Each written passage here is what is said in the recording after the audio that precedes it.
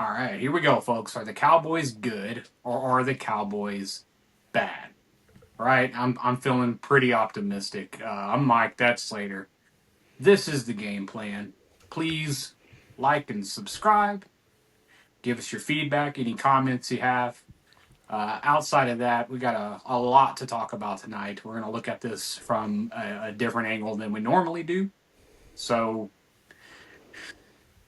Denver, not a good one. We Hmm. take a loss there, 44-24 in Mile High. Not a fun game. Slater, what did you think of that? What's your take? How do you feel? What are your thoughts coming out of that game? I gotta quit setting myself up for failure.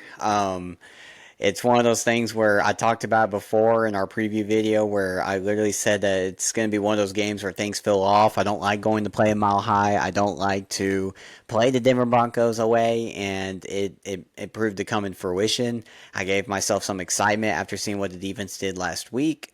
Turns out that our defense is no better than it was week 1, week 2, week 3, week 4, week 5, all the way leading up to now. Um, I am curious to see your optimistic hope tonight. Yeah, I'm not saying that I'm negative Nelly and I'm out of it because I'm always optimistic. Like I'm still wearing the gear here. I could have torn the flag yeah, off, tear the posters, and call it a yeah, day. yeah, yeah, yeah, yeah. But we've got some serious issues, and if we're going to become anything this season, we have got to find a serious way to solve those issues because it's atrocious. I mean, you're literally you're making the offense have to play perfect, and it's not fair to them. They put up 17 points, and that's still pretty good because there's a lot of teams out there. Carolina Panthers, who we played a couple weeks ago, who only put up 3 against Buffalo, and Right. rolled with it. So it it's one of those things where it's just all around a bad performance, and I can't wait to break down next week's because I'm ready to forget last week's. All right. So yeah, don't go Skip Bayless on me just quite yet Yeah. and start throwing things in the trash can.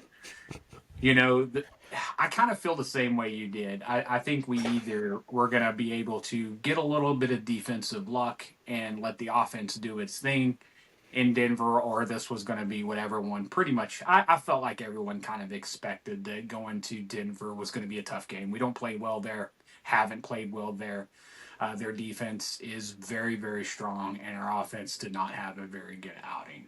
I don't think that means our offense isn't good. Obviously, it's a very good offense. I just think everything that could go wrong kind of went wrong there. So I give them a pass on that. They're accountable.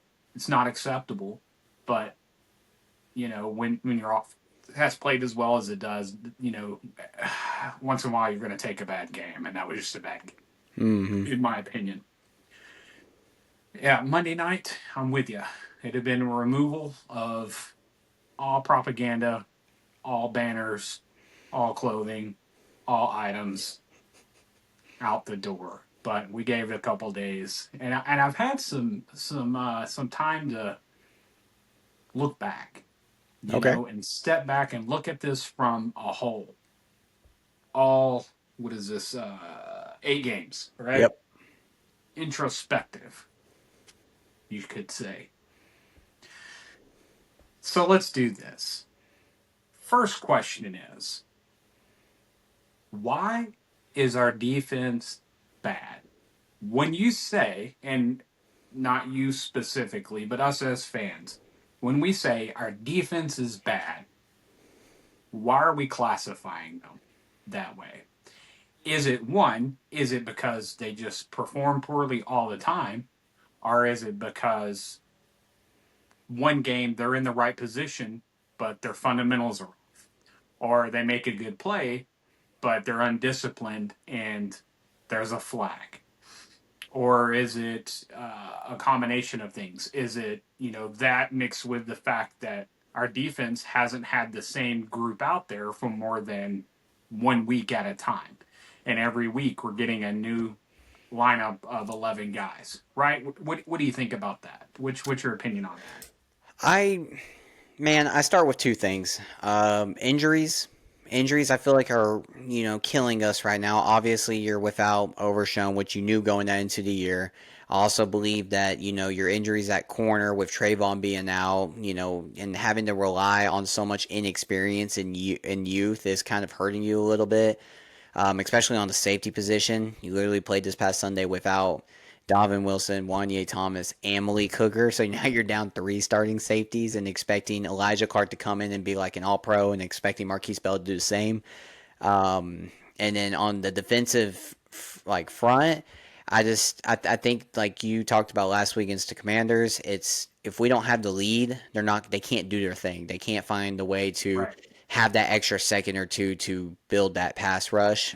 So then you start getting picked apart. The second part of my answer is I feel that Matt Eberflus's scheme just doesn't work with the personnel because it's not necessarily everyone let's say it's like Dan Quinn kind of. I know they haven't drafted well and they haven't signed people well over the past couple of years, but most of this knew the Dan Quinn man scheme pretty well. And then Hmm. now you're expecting Eberflus to step in and kind of like glue his scheme into it. And when you run so much man over the years, and now you're just a straight zone team, and then I'll add a third part. I mean, you probably expected Michael Parsons to be on this team, and now Michael Parsons is not on this team. So Right. that's kind of where I'm leaning. I think that the defense has the ability to be better, but I mean I'd like for them to be between 20 and 25, just not 32. Because that's how good your offense is. Your offense has the Sure. ability to still win you the games. You just have to make those stops like you did against the Commanders and like did against the Jets, and you got to find a way to do it. Yeah. No, I agree with all that. But here's what made me question things, and I'm trying to ignore the fact that these things are ranked, Mm-hmm. and there's statistics and facts that go into play here, and by ranking, the defense is one of the worst ranked defense, if not the worst ranked. But let's keep this subjective, right? So it's like this is an offensive league. If you look around the league, every team can score, right? It's going to happen. You have to score to win. So let's do this in review. Okay? So we've played 8 games. The first game was against the defending Super Bowl champs, who are one of the heavy favorites to make a return. Yep. We lost that game 24-20, right? Our defense held to 24 points. Our offense scored 20. We left 10 out there. Yep. Like, not we had to find the 10, we left 10. Like, it bounced off our hands. 2 drives were ruined that were guaranteed points. I mean, we were in the 35 on both of these drives. That's 10 points. That wins us the game. It was at the end of the game. We didn't lose that game. We lost that game. Does that make sense? Yep. I'm with you. Okay. The next week, we played New York. We won that game 40-37. Right? We scored 40 points on the New York Giants. Now, does that mean their defense is bad? Right? That's also a divisional game. Mm-hmm. It's going to be a slugfest. That'll come into play again. Now, the Bears, 31 points, which is about the median range for a game in the NFL right now. We did not perform well offensively and only scored 14 points. That's a game that we earned the L. We lost. We were beat. We got beat in that game. Then we have the Green Bay Packers, who we played at home. 40-4 tie. That is the number 1 seed.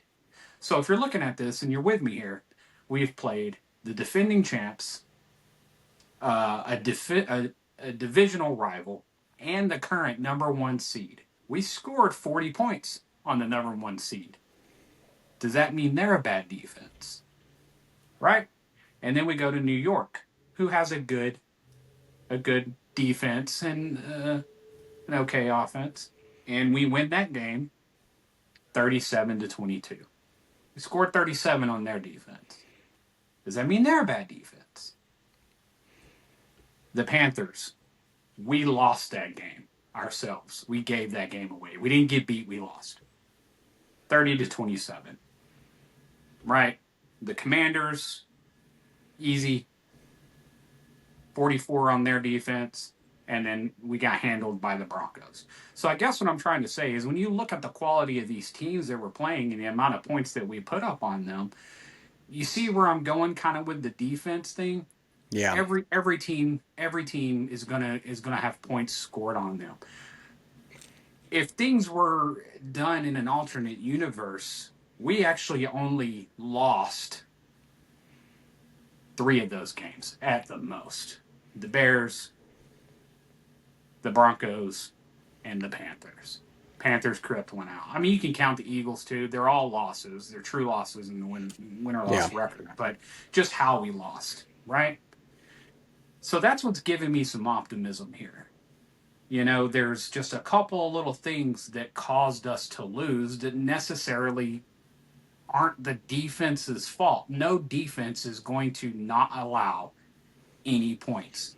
Even the number one defense in the league, we still scored 24 points on, and that's what giving them a couple of turnovers, Yeah. right? If we didn't get any turnovers, we still could have put probably 30 to 31 points on that Broncos defense, right? So I think this is a combination of a couple of things. We're playing really high quality offenses with the Eagles, the Packers, the Bears have turned into a quality offense. Uh, Carolina has been on a little bit of a streak as well. So I think we got to give a little bit of leeway to our defense when you mix that in with the fact that we haven't had the same defense out there for more than a week at a time. So that's where my optimism is. It's not in the fact that I think this defense is great. I think it's better than what they're showing. And I Mm-hmm. think it's a matter of a new coach trying to change the system with the players that he's having to use every week changing, right? Nothing has been consistent. And I can't give you a consistent result in my job if my materials and the expectations and the tools that I have to use every day are not the same, right? Fair. There's a logic to apply to that. So that's kind of where I'm at. And when I look at it from that perspective, I'm like, anything can still happen. We've got the Cardinals. We can beat them. Then we've got the Raiders. We can beat them. The Eagles. I think we can beat them. The Chiefs at home. That's a tough game. Those Thanksgiving guys, too. they know how to play together, right? We're playing at home. And if you notice, the only games we've lost have been away. We have not lost a game at home. Bad defense or no. So that tells you something there, too. There's little nuggets all throughout this. So then we got the Chiefs at home on Thanksgiving. Are we capable of beating them? Sure. Am I gonna say we can do that at this point? No. No. But I think it's very plausible we can win the next 3. And then we've got Detroit, right? Which are pretty well rounded, pretty good at everything. We're in Detroit for that one. That's a tough game. And then after that, we're capable of going blow for blow, punch for punch with all 4 of those teams.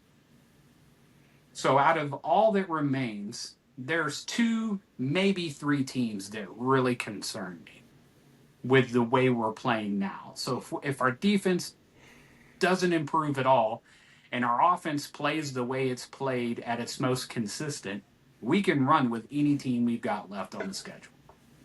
I truly feel that way. And that's where my optimism comes. Because we're 3-4-1, but that doesn't mean that we're down and out. We're Yeah. still right in the middle of the hunt if we can get some wins put together. So with that being said, this is kind of what I did. I listened to a couple of comments that Brian Schottenheimer made. He said that, nobody's happy. They're going to make some changes. But the big changes will be coming after the bye week. What do you think that means? Well, if it's Overshown returning, there's one Mm-hmm. because he'll be back against Monday night when we come back for the Raiders. You've probably got people just being healthy and coming back. So I assume the changes would be your personnel, but outside of that, I'm not sure necessarily what the changes would be other than if a move's made or if a coach firing happens, which I doubt either of the two are happening. So It's personnel, not gonna maybe, happen. yeah, maybe it's man zone schemes, which we've already kind of talked about. Maybe it's actually having packages built for if we're going to run man, we're going to run zone. So you're going to kind of show your cards that way and say, yes, Right. we know that if Donovan Wilson's on the field, that we're going to have a zone scheme. Or, Right. and then if, Wanye Thomas comes on the field, we're in man, but we're okay to show our cards because we believe our personnel is good enough to do that at this point. Yeah. Okay. So I was looking at this and I'm like, all right, what could he mean by big changes? So I went in and I looked at the depth chart. And I'm gonna ask you this and you give me your opinion. When you look at our depth chart as it sits right now, okay, who on the defense is playing well? If you were the coach, you're looking at your defense through all 8 games. Who on your team, anywhere on there, any position level, who can you honestly say has done their job? Uh, from a player personnel perspective, I mean, Yeah, absolutely. Let's start with the yeah. defensive ends. Who's done their job? I mean, I don't. I mean, at best, I would say Ezaraku, but that's based off of stats. I mean, when you, Okay. No, yeah, that's fair. Yeah, that's all I need. Okay, so Ezaraku, your defensive tackles, who's done their job? Over 8 games.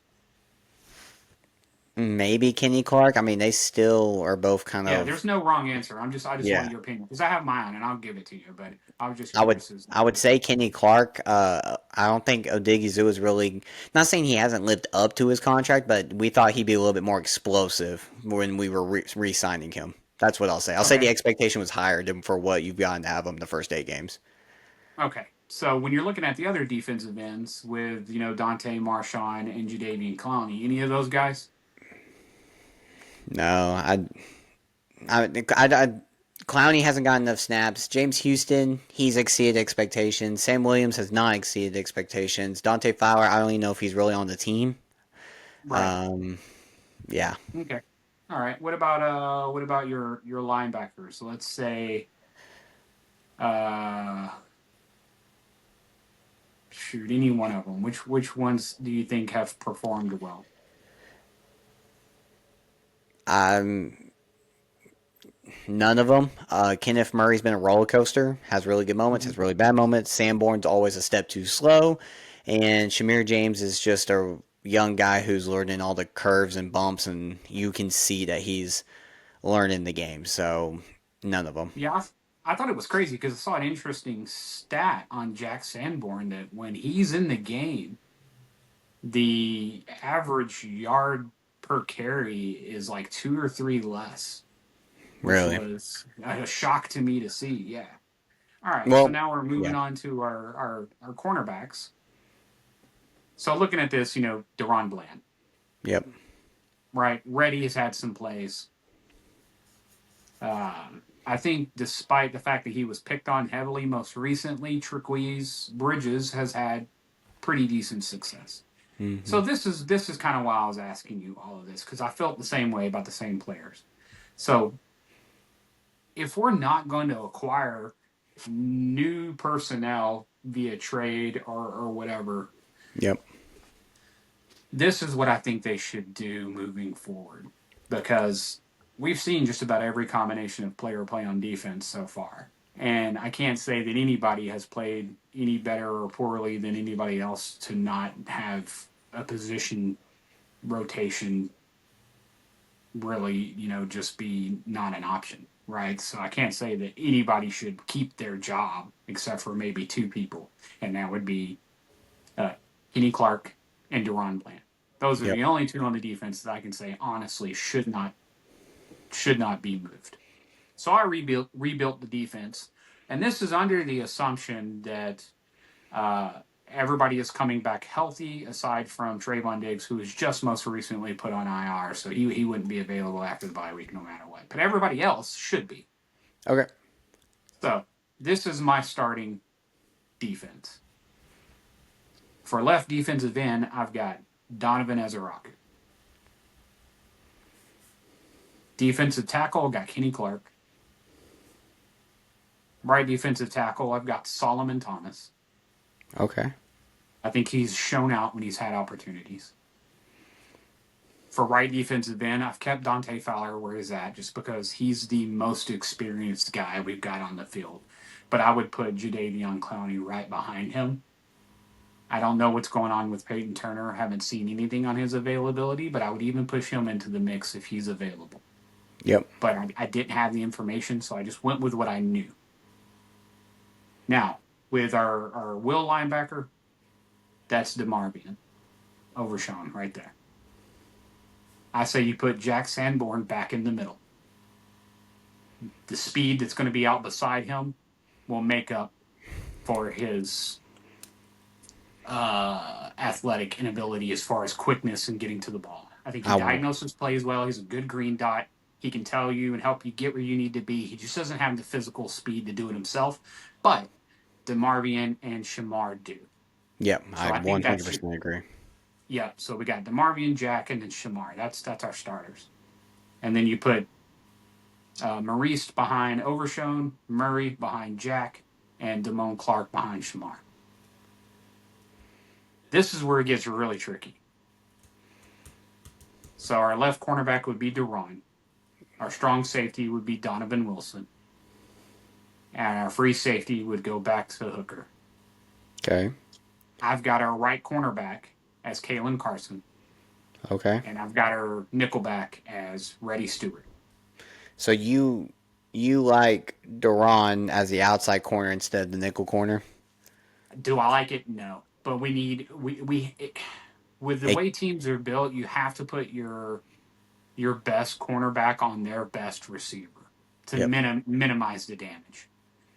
And the only reason I say it like that is because let's say Revel is ready, you can put him behind Duron and let him get his reps in for a couple of games so that he's not out there on the first game coming back and they're trying to cook him because he's, you get what I'm saying? You give him a little Yeah. bit of time to work his way in. And No, then I maybe you agree. can start rotating Duron into the nickelback position where he excels once Chavone gets his chance to get some reps into the game.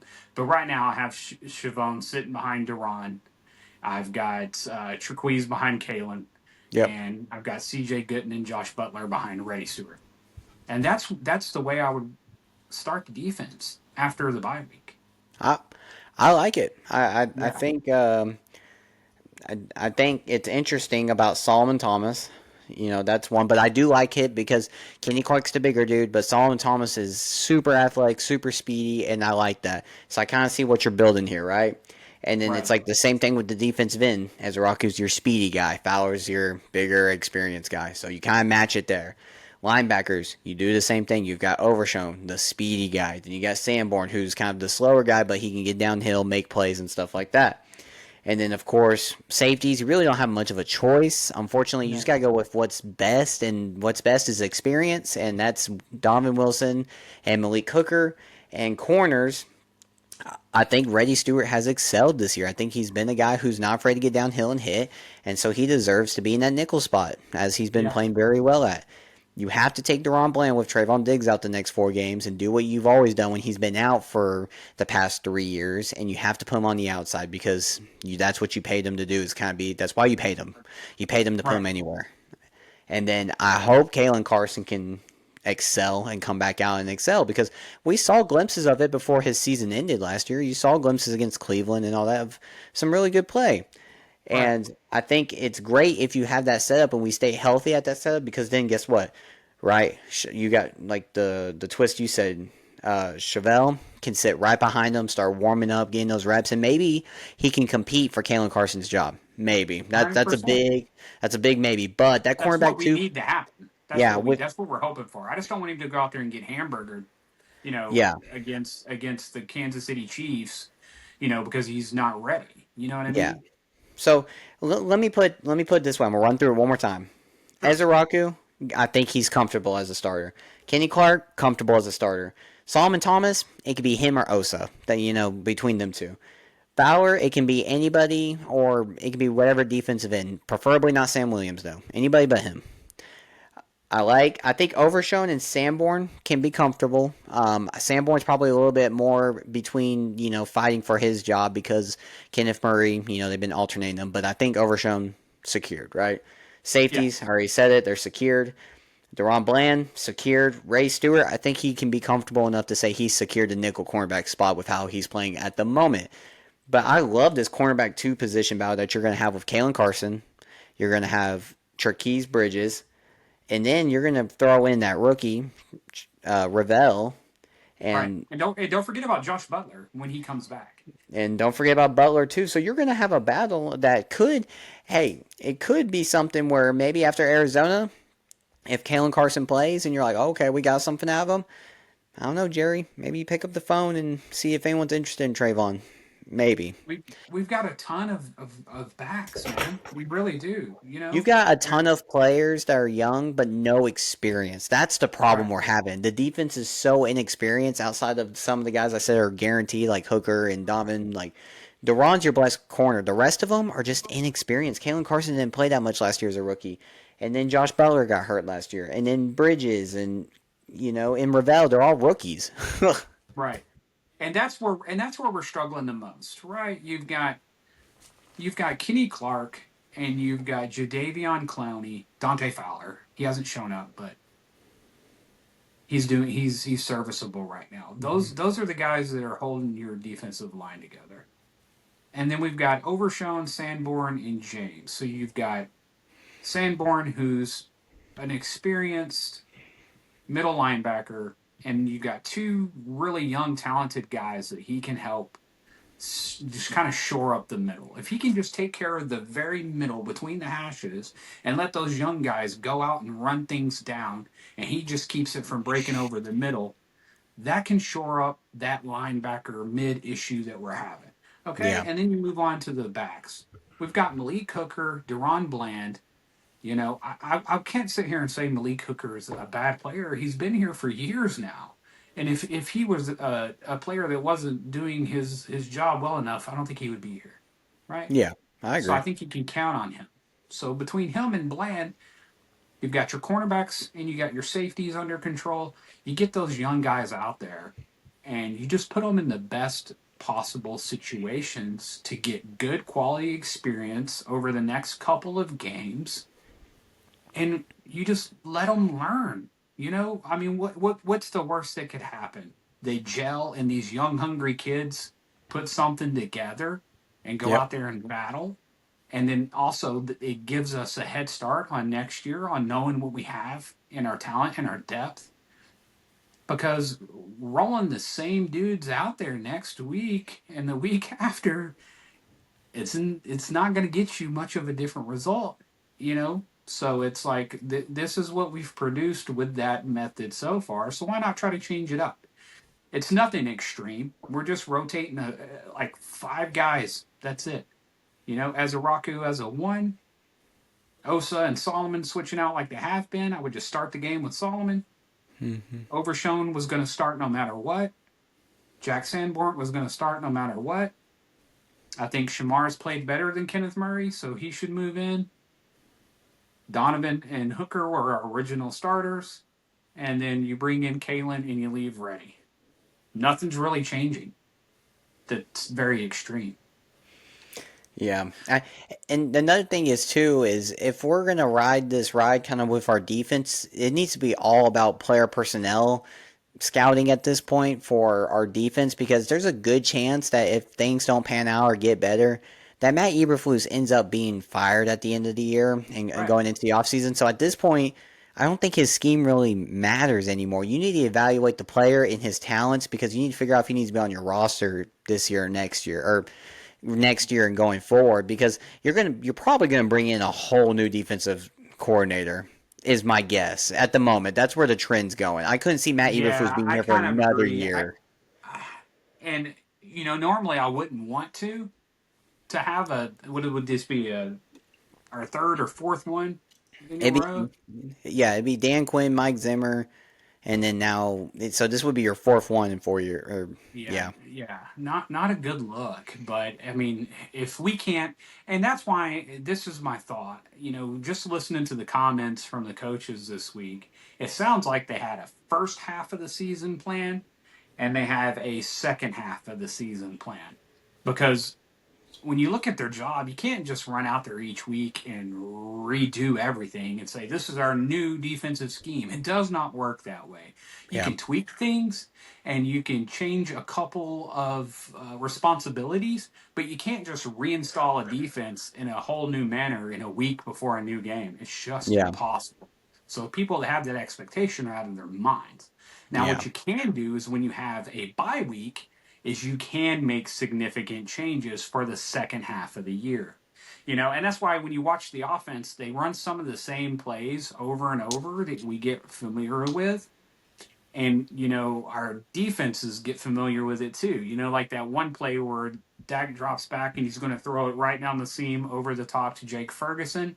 And that got snatched off because they yeah, learned that play by being able to identify our habits. So we're kind of at that point in the season where we have to have that break so that we can change up how we're going to approach things. So I do think one of two things is going to happen, or two of two things. I think the defense is going to utilize more man coverage in the second half of the season, and I think there will be some personnel changes. Now, will that lead to more wins? I don't know yet. That's why we play the games. We're not out of this thing. You rattle off 3, 4, 5 wins out of the next 7 games, and it's a lot different. You know what I mean? Oh, It's a I lot different. 100% agree.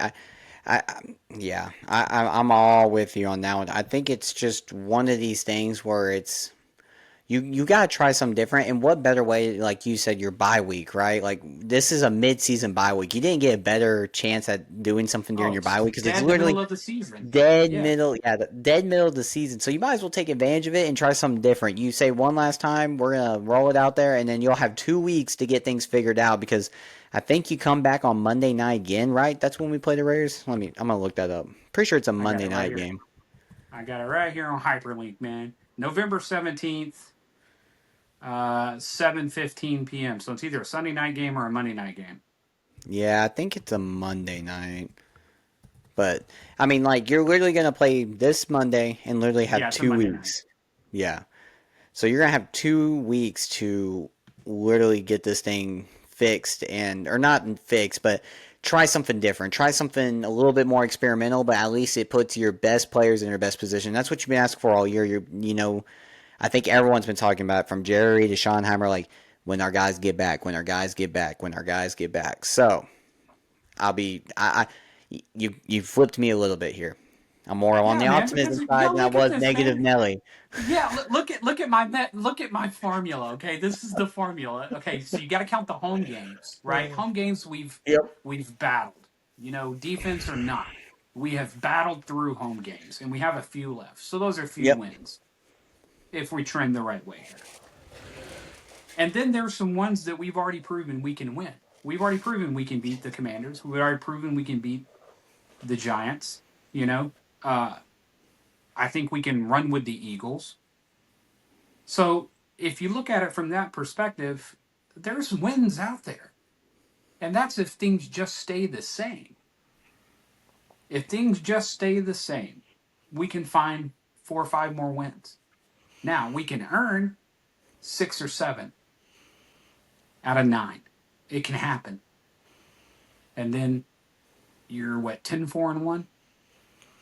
Yeah, I think your ability to look at the offense and know that they give you a chance in any game, and all you gotta do Right. is Just schematically and yeah, personnel right these one games, you stop, can, yeah, one less penalty, one more turnover.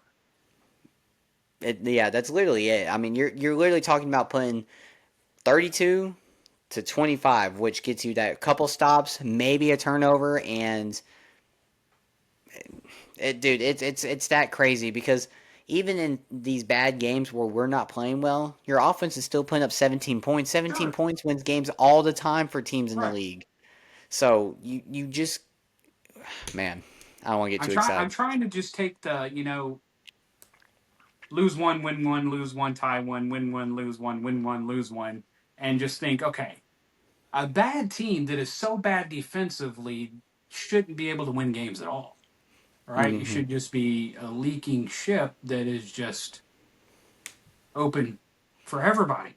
But we're winning games and we're competing with teams who are at the top of our conference and the top of our division. That means something. You're not so bad that you can't win, right? And that's what I think that's the mindset everybody's in because we can't get on a streak. Yeah. I think a Well, streak, even a 2 game winning streak, means a lot right now, yeah. right? I mean, winning So, hides things. Like you said, if sure. some of those games that we gave away and we win those, you're looking at a whole different conversation that we're having here. Everyone's just kind of like, "Oh, well, our defense is able to hang on and our offense to give our Yeah, offense a chance." we're a And 3 loss team at the yeah. most, with every other game we played being a win. You know that Yeah. tie, that was 1 second away from being a win. Yep. Literally, we earned that win. The only losses that I think would have stayed losses is the Bears because they just wanted it more that game. Uh, the Panthers and the Broncos. All the other ones, we did it to ourselves, and Yeah. we had the plays. It wasn't.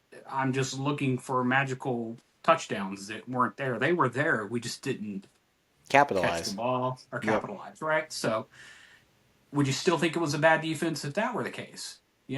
Everything else stays the same. We just get a couple more catches. We make one more stop, kick one more field goal. 1 second runs off the clock. Boom. You know. You look at the Chiefs.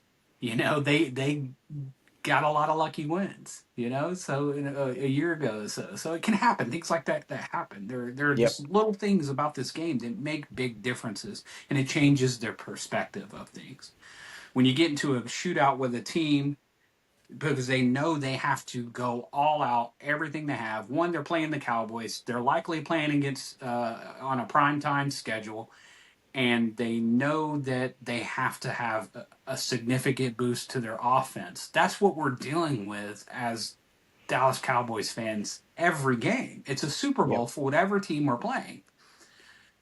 So that also kind of skews the numbers against our defense just a little bit. We're getting everybody's best. You watch a team before they play us and then after they play us and tell us they played better against the opponent before or the opponent after than they did us, and you can't do it. Yeah. But that's part of being the star, and our team has to realize that there's no weeks off. They've got to play perfect or as close to perfect offensively and as much as they can defensively every game. Yep. That's just part of having the recognition. That's the way it goes. But anyway, I'm sorry that was long, but No.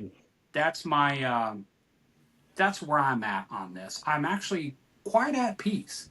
I think this can still work out in our favor. I think we still have a chance. You look at the league and the division, nobody's really running away with anything to the point that teams who have 3, 4, 5 wins don't have a chance in this thing. Yeah. You start calculating in, factoring in bye weeks and everything like that. I mean, the number one team in the division or our conference has 5 wins. They're 5-1-1. So it's like we're not so far out of this that there's just no shot. So I I feel I pretty optimistic. Yeah, I think walking into your buy at 500 would be huge. I think it's Oh bigger than yeah, what most people would oh yeah. realize. Now don't get me Yeah. wrong, we gotta have this one against Arizona. And it's not necessarily like, for your record, but it's more from like a mentality state because then like you said you go into that buy and you make the changes and you tell them that Yes, we're making these changes because we are at 500. We are in control of our destiny. a So, hundred percent. This is yeah. a one game. You said it right there. This is a 1 game season. You win this when you end the first half of the year with some momentum and some style. You take a week off, you get your shit together, you figure out a new game plan, you get on your horse, and you go ride this thing out, right? Yeah. And you can do something. You're coming off fresh to the back half of the season, the hardest part of the season. It's the holidays. This is when playoffs start. Is right here. If you ever want Yep. to be a good team, the time to do it is in November. So Is that's it where we're at, and I is it think we can do it. is it crazy that we're week 9 already in the NFL Oh, season? I was it's driving. I was wild, driving. I was driving home moving today, and fast. I was like 9 weeks in. I'm like, oh, this is going way too fast. Yeah, It's it's crazy, dude. Like I almost feel like when we're thinking about like trying to stay in contention for playoffs and all that, I'm like, man, we're 9 weeks in. I feel like we're only on like week 5, and we're talking about like trying to make a whole roster change. And it's week 9, and you've seen up and downs, and yeah. it's been a stressful season. I'm not gonna It lie. has been. It has been. It's a stressful season, and that's okay, you know. But I'm sitting here looking at the National Football Conference, and it's like a lot of teams are having a pretty stressful season. You know, there's a couple of 6-win teams, and then after that, it's 5-4-3. Yeah. You know, you're only one game, 2 games out of being in the playoffs every week right now for just about everybody, except for Arizona, New York, and New Orleans. Yep. But everybody else still has a shot. You know, we've shot ourselves in the foot in a couple of places, you know, because we're in the mix right there with Chicago and Carolina, you know, and that won't bode well for us being right around that 6-17 mark. So we're going to have to make up for that, you know, but it can happen. And No, the I Dallas agree. Cowboys offense is good enough to make it happen. So we just need the defense to just do a little bit better, be a little more sneaky, be a little more productive, try a little harder, and it can happen. All right, so 100%. Arizona Cardinals. Let's see what we got. Oh man, we got this little guy boogieing around out there, I think he's undefeated in AT&T looking Stadium. looking like the Looney Tunes I think we're going Roadrunner. up Me me against one of those. me me. Where his feet get to kicking like this. No. All right, so we got Kyler Murray, Bam Knight. Don't even know who that is. Marvin Harrison, Michael Wilson, Zay Jones, Trey McBride are their offensive weapons. What do we got on the defense? Oh, there's Mr. Sweat. He's no fun. Darius Robinson. He's not much fun. Oh, Will Johnson. Yeah. Buda Baker. Oh, yeah, this is great, great, great, great. Jalen Thompson.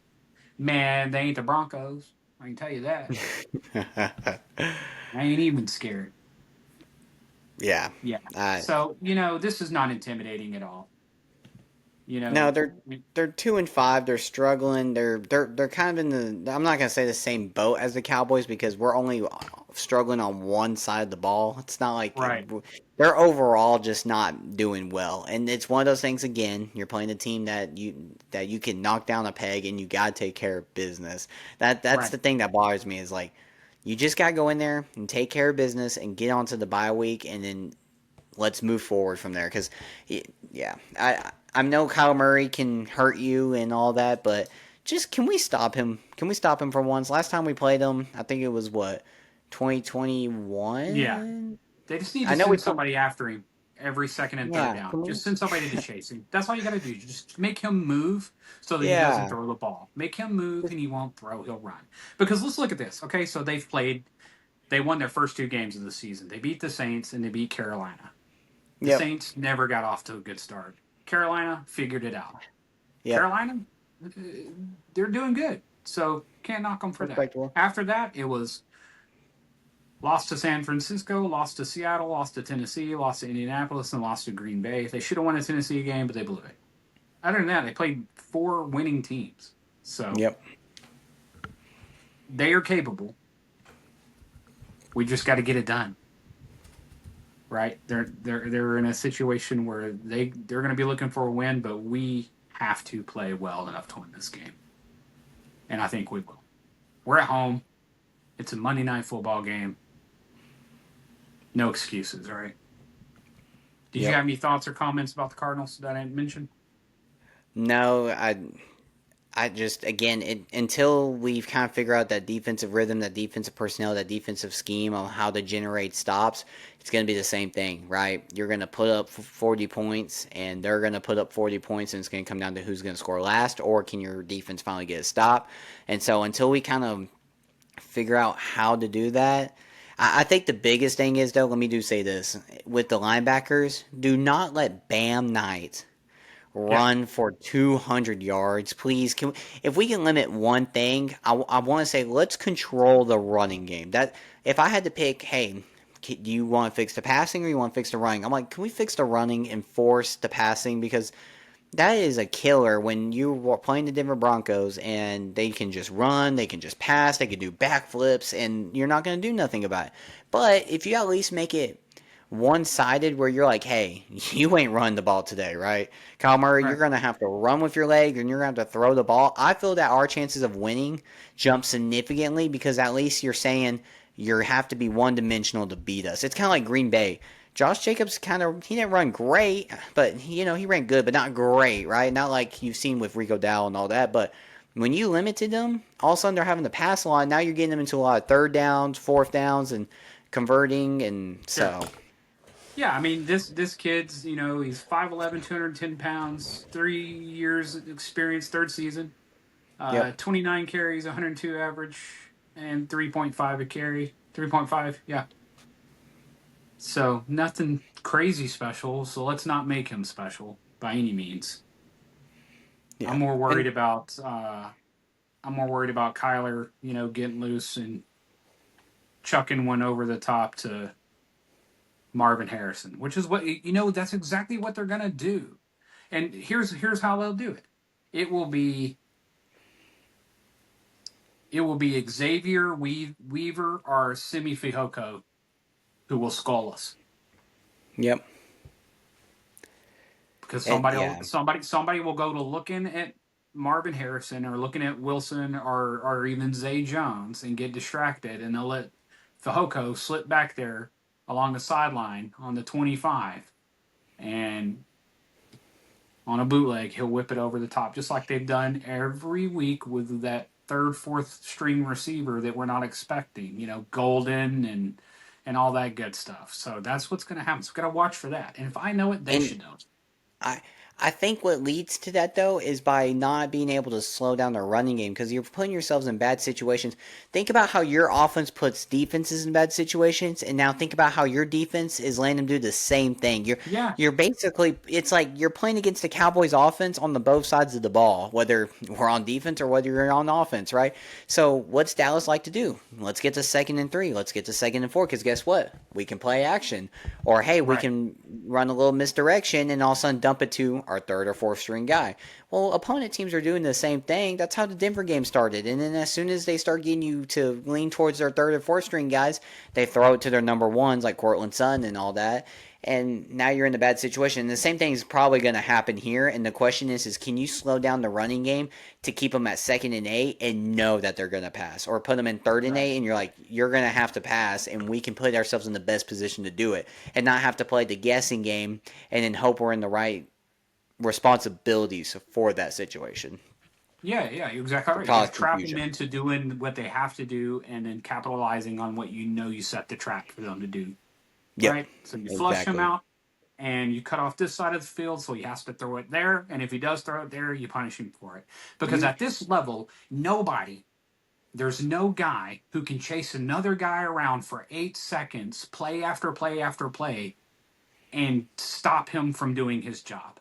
And that's what we're expecting our defense to do right now is chase a bunch of really tall, fast guys around 8 seconds at a clip, 5, 10 plays in a row. It's just not hmm realistic. At some point, well, at the line of scrimmage, you have to change their game plan, or that's how this is going to end up. So, yep, and we got the guys to do it. They just need to do it. yep, I agree. I, All I right, think it's but pretty simple. honestly, I think we win this game. I think we win this game convincingly. Really, I Yeah, like I it. I think mean, we're I'm at not. home. I think it's an attitude game. I think it's a statement game. We play well at home. They need it. They know they need it. Everybody's looking at them. Monday Night Football. Kyler Murray likes to show out here in Texas, AT&T Stadium. So I think they play well. I say that much. I think Dallas plays well. Yeah, I totally agree. I mean, they got ESPN's got a 61.4% chance for Dallas to win it, and they got Dallas at -2.5. So I mean, they're putting it in Dallas's favor as they should. It's the offense what makes it happen for you, but I Right. think they take it convincing. It all depends on the defense, but I think they show up and they show out. I'm gonna go. Are you ready for score prediction? Yeah, let's do it. We'll get out of here. Um, 31-21, Dallas. I've been off. Yeah, I'm gonna say 27-13. Wow, that's your lowest one. Yeah, I think. I don't think Yeah. you've said anything lower than 30. So I just have a feeling that we're gonna reach mid-season form here, and everybody kind of knows that they're being scrutinized, and that the fan base is watching, and we've played really really well at home. So I think that streak's going to continue, and I think we're going to get it together. And this is going to be essentially a Broncos revenge game before everybody goes to Cancun for a week. I hope we're not going to Cancun. We No, better be that in the you know, freaking. 100% a joke, but We don't Del deserve no Tony Romo, man, Cancun. you got to be careful. Sorry. All right. All right. I think we need to get out of here. I think Yeah. that's the sign to dip. Yeah. All right, guys. We'll catch you next time. We might try to throw some more content out before the game, but we'll catch you around. Take care.